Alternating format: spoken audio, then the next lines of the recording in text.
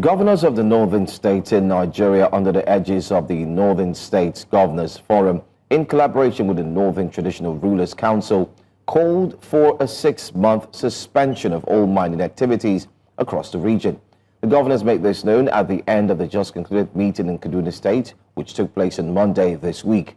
The reason? Illegal mining, they say, has become a major funding source for banditry, terrorism and kidnapping, which they want to nip in the bud. The governors also unveiled a massive 228 billion naira regional security trust fund targeting 1 billion naira monthly from each of the 19 northern states and their local governments to be deducted at source, aimed at providing the required financial resources needed to tackle the menace of insecurity in the region.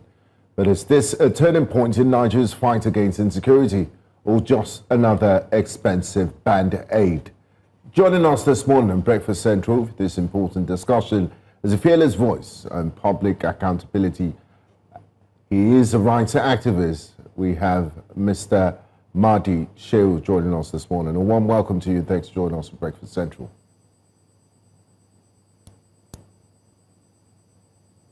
Good morning. Mr. Shehu, what do you make of the communique that was released following the meeting of the 19 northern governors and the traditional rulers? Do you think it was another talk shop, or are we going to see action that would lead to dealing with insecurity in the states decisively? What's your assessment?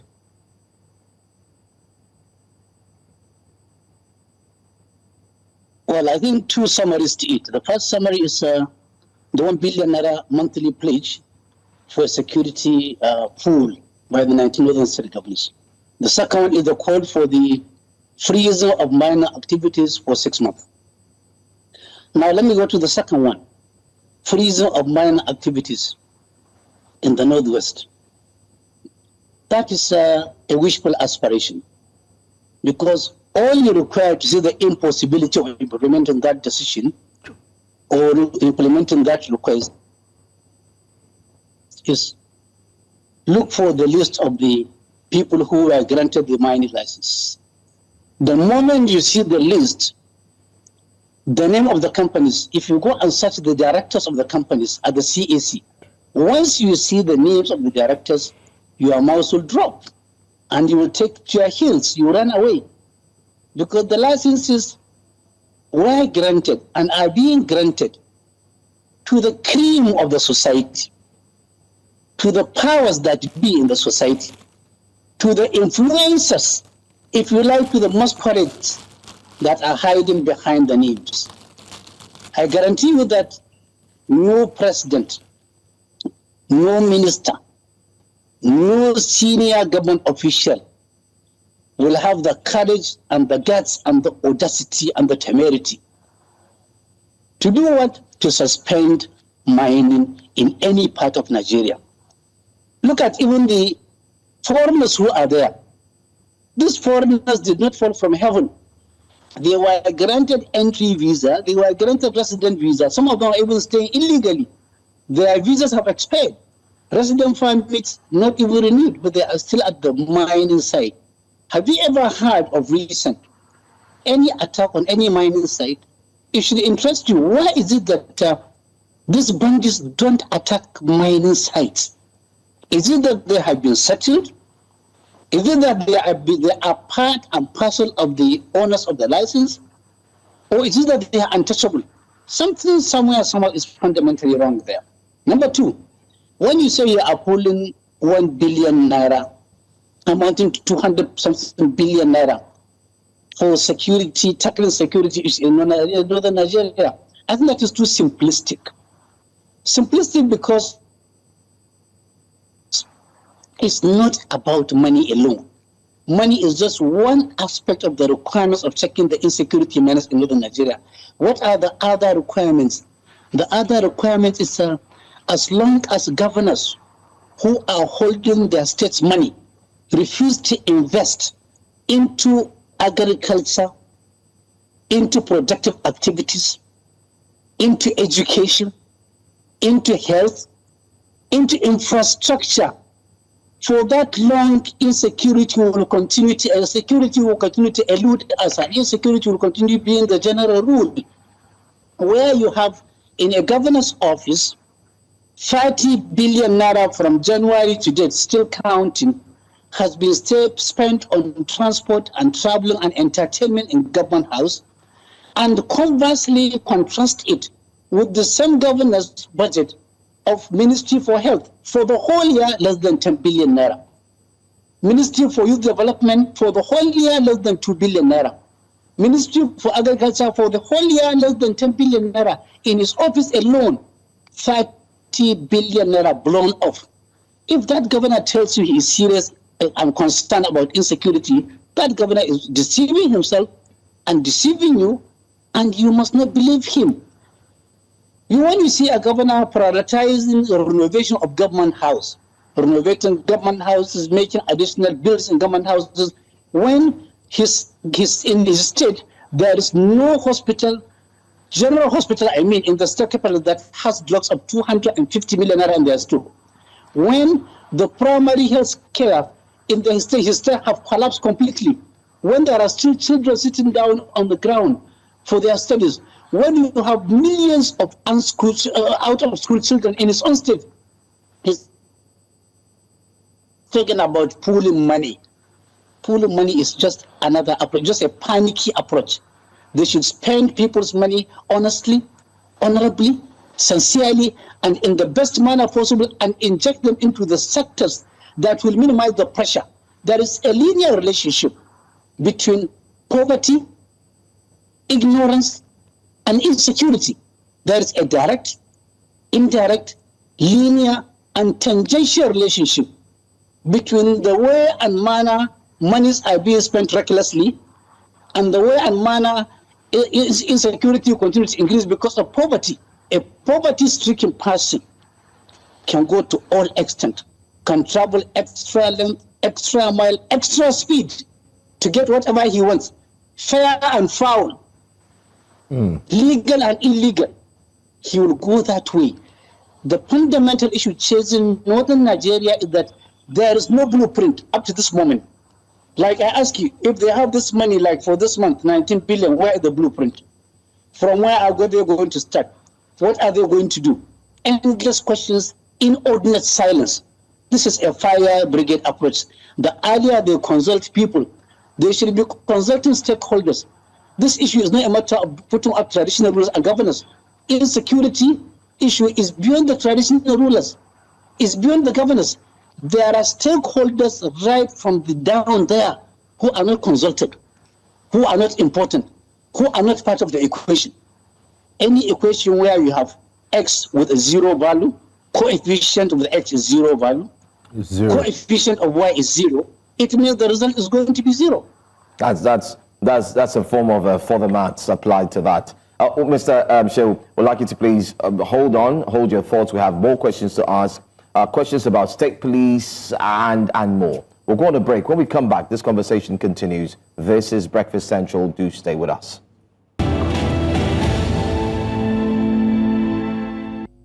Welcome back from the break. We do have public accountability rights activist Mr. Mahdi Shehu joining us as we look at the rising spate of insecurity and the meeting between the northern region governments and elder statesmen, not forgetting to all who are finding a solution to the problem. Mr. Shehu, before the break, I had mentioned that we're going to take a look at one of the major conversations that was had, especially by the northern governors. They talked about state policing.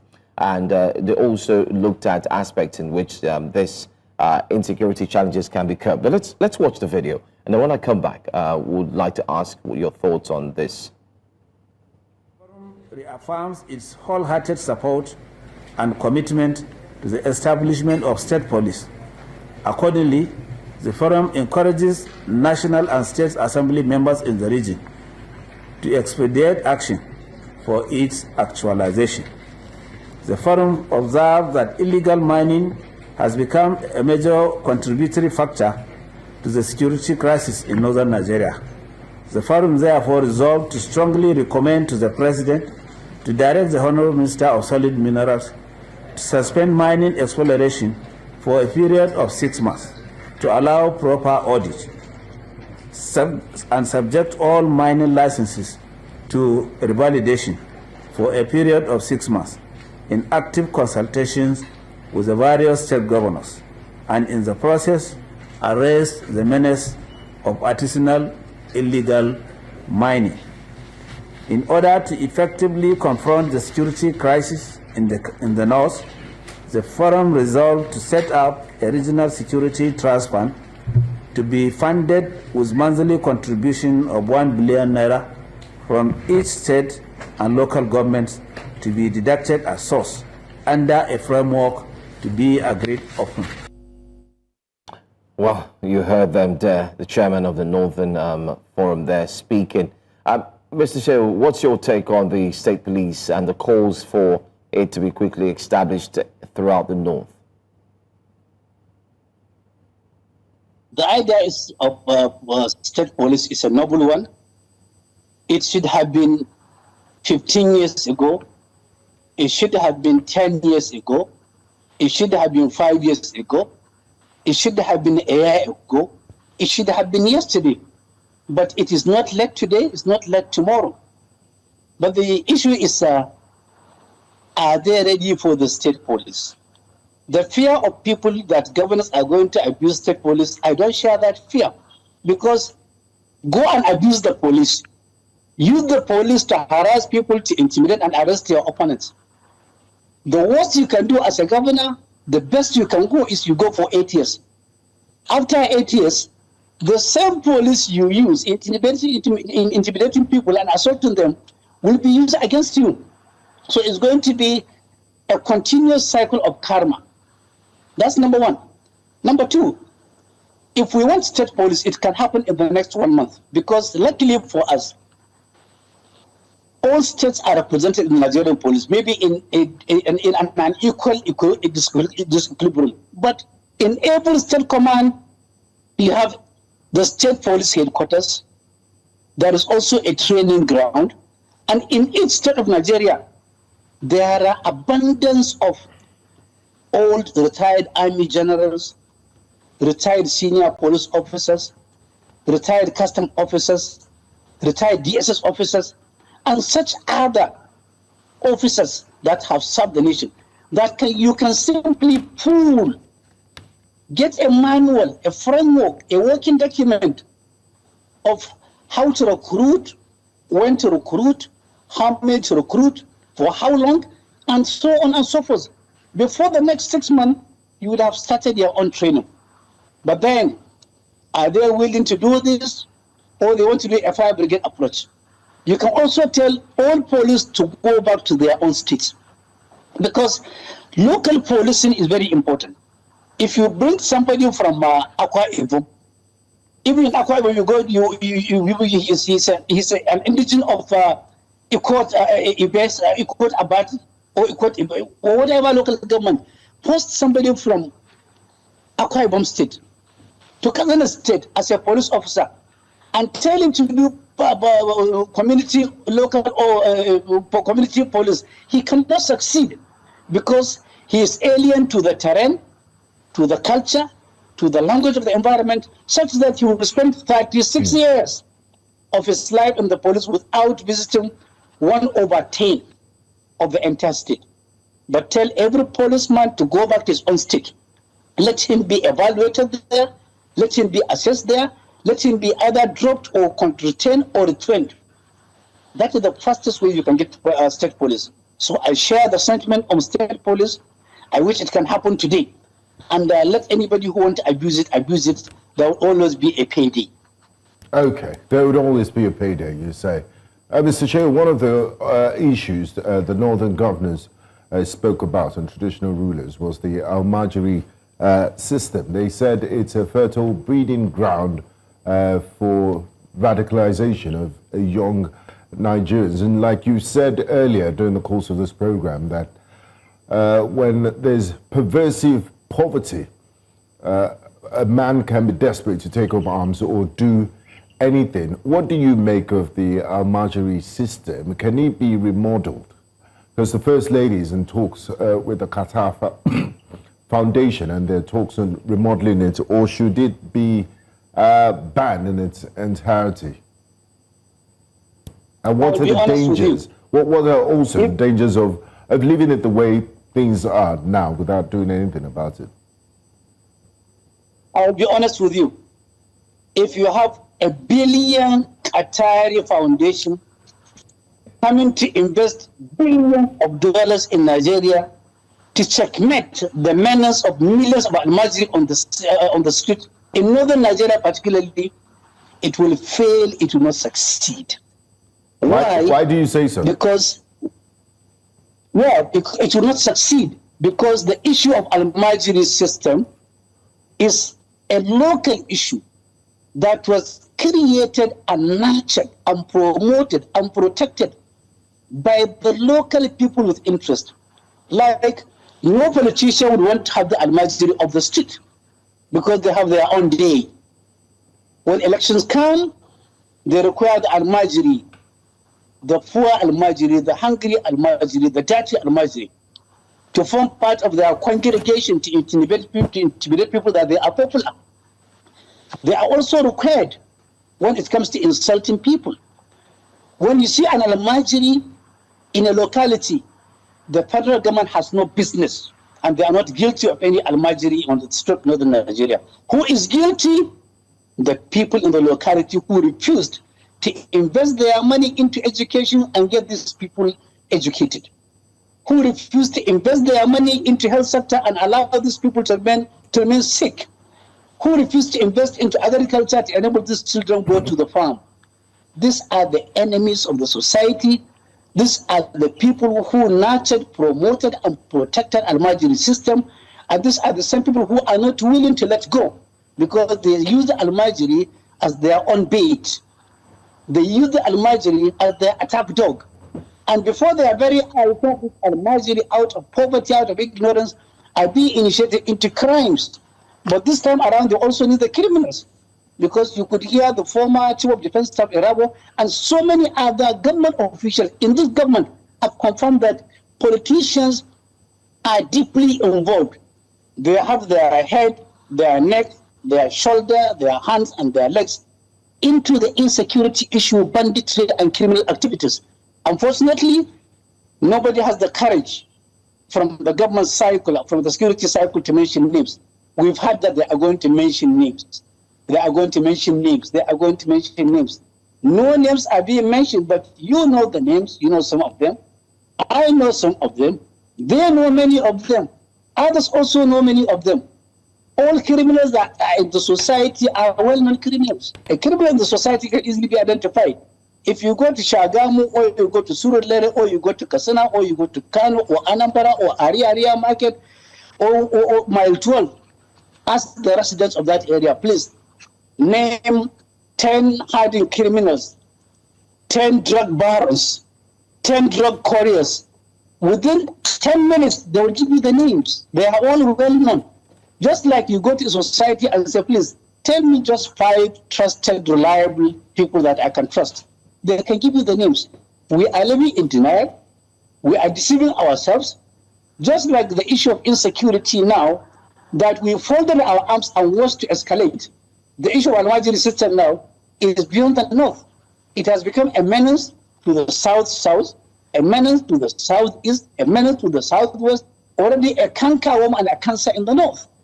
Until and unless we go out of our way. And when I say we, I mean people who are stakeholders. We continue to talk, but people who are holding the treasury, the politicians that have so much huge money at their own disposal, they have the burden on their two shoulders to either check the menace of a Nigerian system in northern Nigeria, or they are going to be victims, or their wives will be victims, or their children will be victims.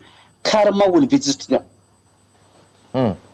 Well, you've said a lot concerning the Al-Majri system and what it portends. But do you in any way have faith in the northern leaders to remove terrorism completely? And do you think that there are some, or any of them, as widely purported on social media, that is culpable in ensuring that this menace continues?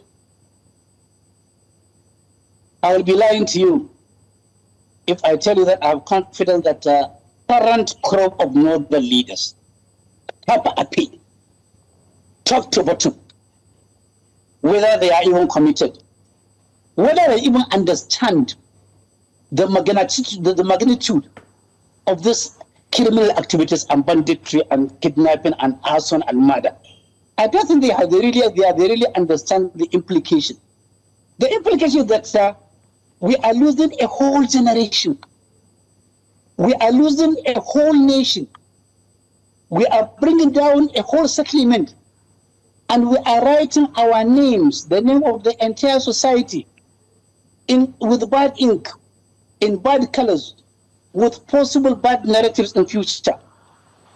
I don't see it happening because as long as the criminal activities, there are people who are benefiting out of it. You know it, I know it. Those who are supplying food items to the criminals are beneficiaries. Those who are supplying fuel are beneficiaries. The owners of the filling station where these fuels are being purchased for the criminals are beneficiaries. The owners of these grains being purchased are beneficiaries.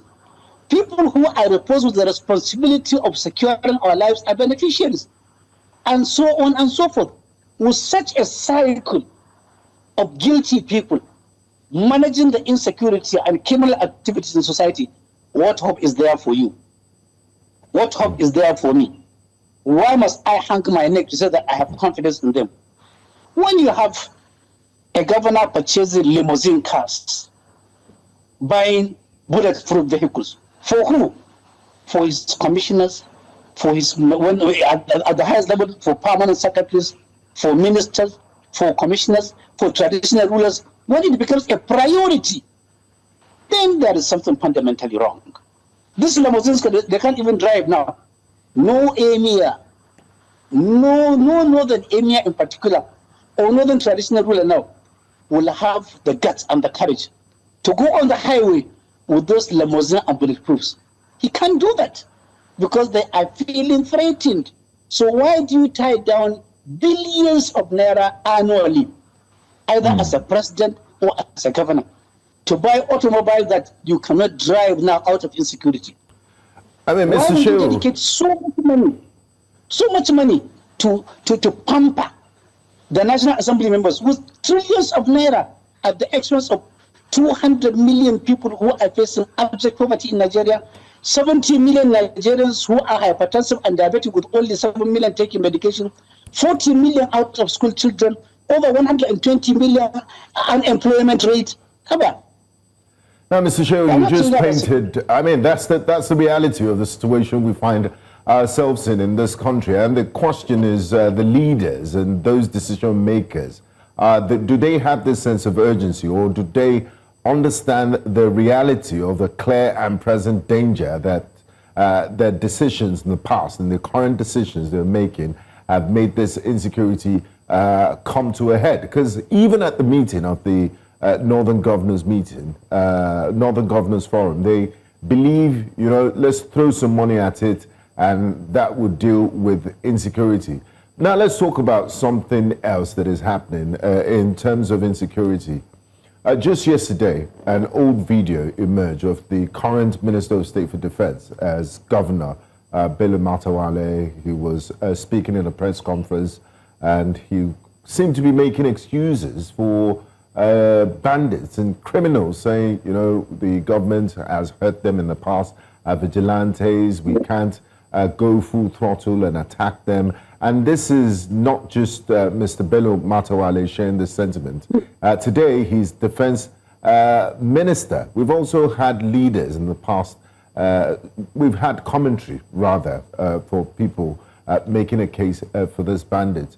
As a human rights activist and as someone who cares about the welfare of people, of Nigerians in general, and you're domiciled in northern Nigeria, what will be the best approach in dealing with insecurity? Would it be non-kinetic or kinetic or mixture of both? And when I say non-kinetic, I mean, creating industry, businesses for more government presence, not negotiations.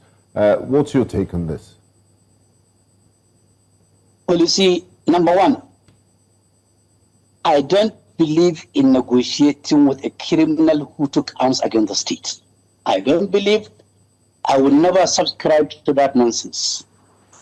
Number two, as long as there is no investment to create and stimulate economic activities, for that long, poverty will continue to ravage the society, and the consequences are that people will continue to commit crime under all forms of excuses. Number two, I watched the video you have just spoke about now about the junior minister of defense, where he was giving excuses. Yes. Maybe he's giving because he went and consulted with these criminals personally, depending on what they told him. But as far as I'm concerned, these excuses are not enough to continue killing people in their thousands over the last 18 years. I would not subscribe to those excuses. Perhaps those criminals should have held the people responsible for the resources in their localities. That might have been acceptable, but they are collecting gifts from politicians. They are collecting money from politicians. They are collecting Hajj seats to go to Mecca from politicians. They are getting so many favors from politicians. So why are they coming to attack innocent people? They should attack the politicians who are protecting them and who are financing them. That's a simple formula. Number three, there is a need for government. Okay, we hope to have Mr. Shehu back. It was one thing that hits the nail on the head for me is his statement. I don't believe in negotiating with criminals who have taken arms against the state. And I believe this is the genesis of our problem because it's become an industry. It's so easy. You've bought into that franchise. Why should I go back and struggle in the farm or engage in what I was doing before when politicians could easily pay me? And then you use those arms. What do politicians think when you pay for ransom, when you negotiate with these terrorists? What do they think they use the money for? To buy more sophisticated weaponry so they can use it to hold the state to ransom. And let's hope, because you have to, like Mr. Shehu rightly said, you have to make the criminal, you have to delegitimize it and also make it unattractive. You cut off the supply lines and, starve it of oxygen to breathe. But when we negotiate, when we give them money, you're only feeling it. And it's just a band-aid. But we hope to reconnect with Mr. Mahdi Shehu so we can conclude this very important conversation we're having on the Northern Governors Forum and the fallout. Yeah. That's right.